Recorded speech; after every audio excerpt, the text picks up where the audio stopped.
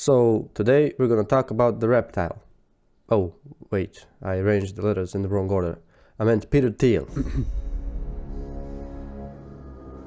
Billionaire, venture capitalist, chess master, and the only philosophy major in history who made his degree worth the tuition. Twice over. About 27 billion times over, actually. Thiel was born in Frankfurt, Germany in 1967. His family moved to South Africa, then Namibia, then California. Which honestly sounds less like a childhood and more like a witness protection itinerary.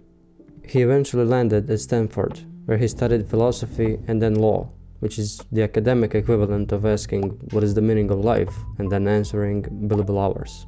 After a brief stint as a lawyer and derivatives trader, because apparently one career per decade wasn't enough, Thiel co-founded Confinity in 1998.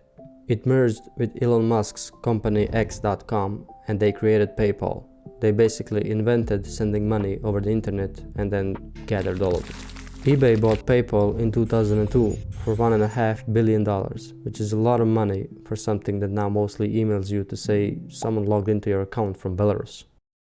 The early PayPal team went on to become what people call the PayPal Mafia.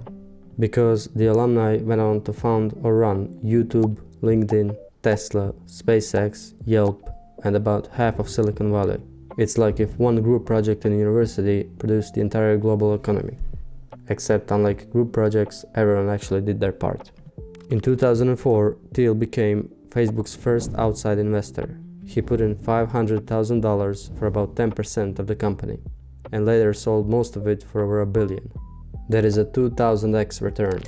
That's the same return you'd get buying Bitcoin in 2013 and holding for a decade. Except Thiel did it by reading a college kid's pitch deck, not by staring at candlestick charts at 3 a.m. while whispering hodl to yourself. Also, in the early 2000s, Thiel co-founded Palantir Technologies, a data analytics company that works with the CIA, the military, Sauron, and various governments. Sauron? Well, he named his company after the all-seeing stone in The Lord of the Rings, which is a bold choice when your product is surveillance software. Now, here's where it gets interesting. In 2007, Gawker published a story about Thiel's personal life. They called him gay. Why are you gay? Most people in that situation would write an angry tweet and move on. However, in 2016, Thiel secretly funded a series of lawsuits against Gawker, including Hulk Hogan's privacy case. Basically, there was this sex tape of Hulk and he was fucked. Well, I mean, his reputation was fucked. Anyway, Gawker went bankrupt. He didn't just get revenge. He made revenge into a long-term investment strategy. If holding a grudge was a venture capital category, Thiel would be the market leader. Which does make me slightly nervous about making this video. If I go missing next week, tell my family it was a good run and check if there are any new lawsuits filed against a YouTube channel with 12 subscribers.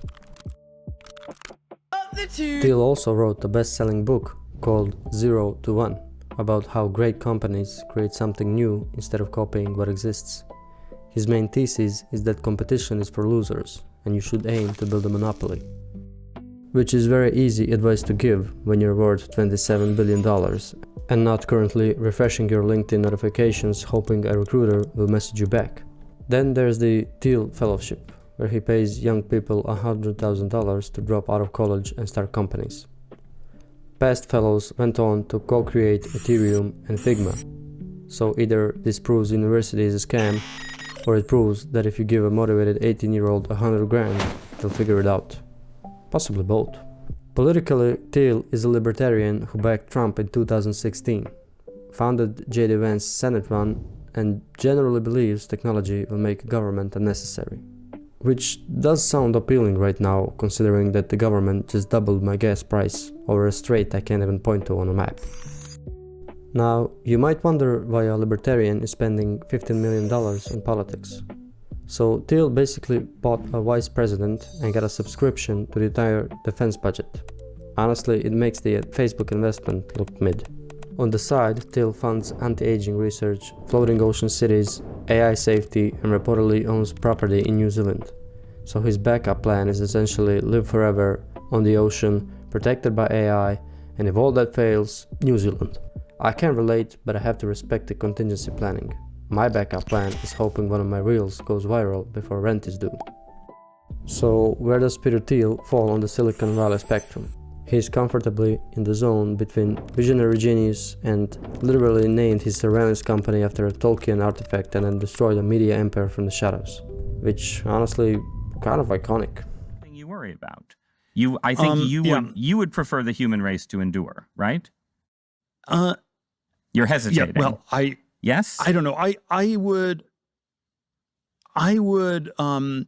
This is a long hesitation. This is a long hesitation. There's so many questions implicit in this. Should the human race survive?